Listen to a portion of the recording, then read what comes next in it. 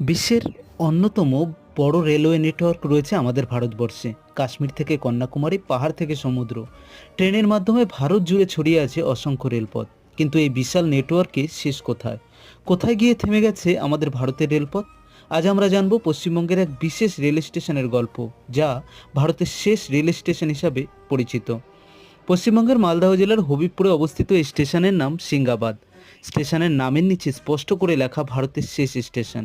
তবে মজার বিষয় হলো এই স্টেশন দিয়ে এখন আর কোনো যাত্রীবাহী ট্রেন চলাচল করে না, শুধুমাত্র মালগাড়ি পারাপার হয়।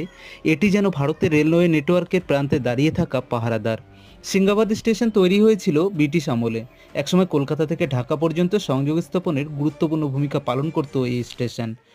ইতিহাস বলে মহাত্মা গান্ধী থেকে নেতাজি সুভাষচন্দ্র বসু পর্যন্ত এই রুট দিয়ে যাত্রা করেছিলেন।